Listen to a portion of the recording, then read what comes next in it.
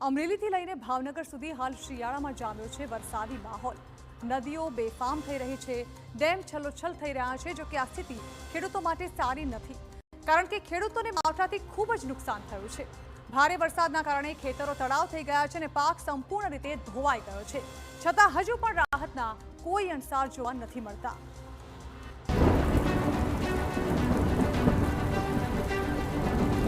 શિયાળામાં જામ્યું ચોમાસું।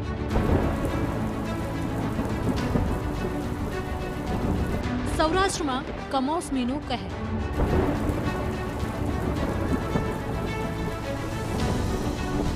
જળબંબાકાર થયા અનેક શહેર।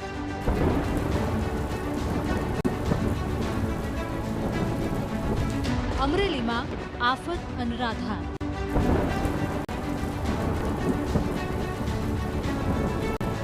ભાવનગરમાં વરસ્યો મુશળધાર।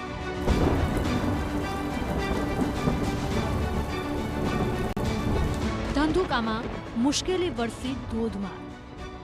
આ દ્રશ્યો કોઈ ચોમાસાના નહીં, પરંતુ શિયાળાના છે। નવેમ્બર મહિનામાં કેવી રીતે મેઘરાજા સૌરાષ્ટ્રને બાનમાં લઈ રહ્યા છે, તેના સાક્ષી સમાન આ દ્રશ્યો છે। ભાવનગર જિલ્લામાં છેલ્લા 4 દિવસથી એટલો વરસાદ વરસી રહ્યો છે કે નદીઓ થઈ ગઈ છે બેફામ। ભાવનગર જિલ્લાના તળાજા તાલુકામાં આવેલું નવી કામરોડ ગામ છેલ્લા 4 દિવસથી સંપૂર્ણપણે સંપર્ક વિહોણું બન્યું છે। તળાજી નદી બે કાંઠે વહી રહી છે અને નદીના પાણી ગામની ચારેય બાજુ ફરી વળ્યા છે। ગામને મુખ્ય માર્ગ સાથે જોડતા કોઝવે ઉપર પાણી ફરી વળતા ગ્રામજનો માટે અવરજવર કરવી મુશ્કેલ બની છે। ગામ સંપર્ક વિહોણું બની જતા જનજીવન ખોરવાયું છે।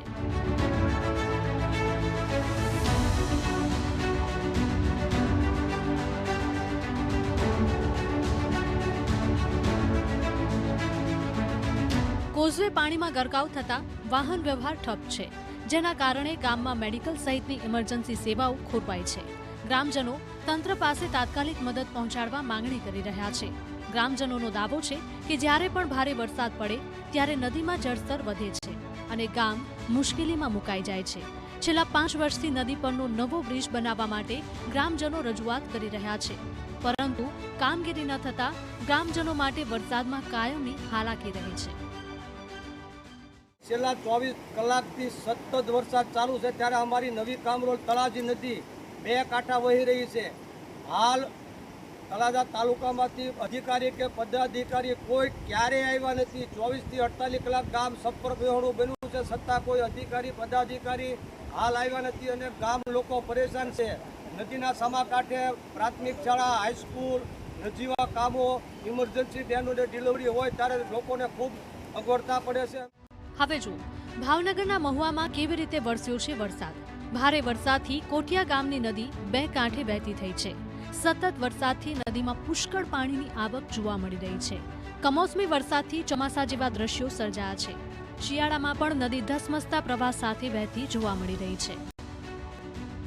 ભાવનગર જિલ્લાનો સૌથી મોટો શેત્રુંજી ડેમ ચોમાસા બાદ ફરીથી ઓવરફ્લો થયો છે, જે પ્રમાણે ઉપરવાસ અને ભાવનગર જિલ્લામાં કમોસમી વરસાદ પડી રહ્યો છે, તેના કારણે શેત્રુંજી ડેમમાં સતત પાણીની આવક થઈ રહી છે। હાલ શેત્રુંજી ડેમના 20 દરવાજા 1 ફૂટ સુધી ખોલવામાં આવ્યા છે। આ સાથે જ પાલીતાણા અને તળાજા તાલુકાના નીચાણવાળા 17 જેટલા ગામને એલર્ટ કરવામાં આવ્યા છે।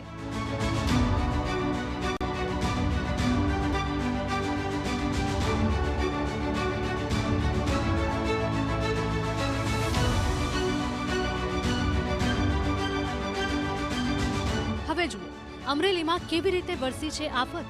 અમરેલીના ખાંભાગીરના ગામડાઓમાં ભારે વરસાદ ખાબક્યો છે। ખાંભાના તાતણિયા, ઉમરિયા, લાસા, ધાવડિયા, ગીદરડીમાં વરસાદ થયો છે। તાતણિયા ગામમાં વરસાદી પાણીએ ભારે કહેર મચાવ્યો છે। ખાંભાગીરના ઉપરવાસના ગામડામાં નદી નાળાઓ બે કાંઠે થયા છે। માવઠાના કારણે મગફળી અને કપાસ સહિતનો પાક બરબાદ થયો છે।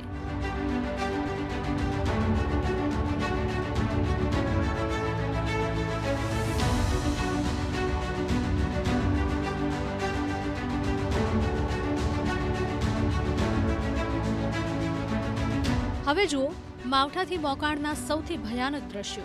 ધોધમાર વરસાદને પગલે ગામમાંથી નદી વહેતી થઈ હોય તેવી સ્થિતિ જોવા મળી રહી છે। આ વચ્ચે મોટા માણસામાં પાણીના પ્રવાહમાં એક બાઇક તણાઈ। ગામના અનેક ઘરોમાં કમોસમી વરસાદના પાણી ઘૂસ્યા છે। ઘરમાં રાખેલી તૈયાર મગફળીનો જથ્થો પણ તણાઈ ગયો છે.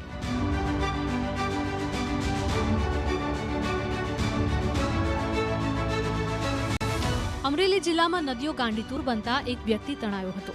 જાફરાબાદ તાલુકાના ધોળાદ્રી ગામમાં નદીમાં પૂર આવતા આધેડ તણાયા હતા. જાફરાબાદ મામલતદાર એનડીઆરએફની ટીમ ઘટના સ્થળે પહોંચી હતી. નદીમાં એનડીઆરએફની ટીમ દ્વારા શોધખોળ માટે ઓપરેશન હાથ ધર્યું હતું. માવઠાને કારણે એક મહિલાનો જીવ ગયો છે. ભારે વરસાદના કારણે મકાન ધરાશાયી થતા એક મહિલાનું મોત થયું છે. ધારીના સરસિયા ગામમાં વરસાદના કારણે મકાન ધરાશાયી થયું હતું.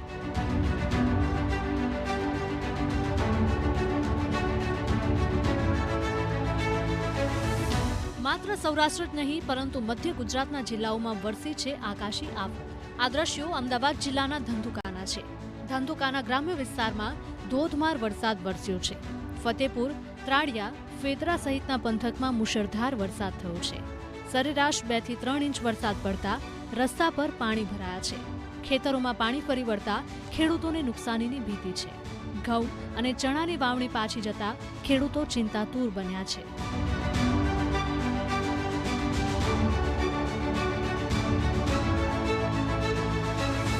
આમ સૌરાષ્ટ્રથી લઈને મધ્ય ગુજરાત અને દક્ષિણ ગુજરાતથી લઈને ઉત્તર ગુજરાતમાં વરસાદે ખૂબ જ વિનાશ વેર્યો છે.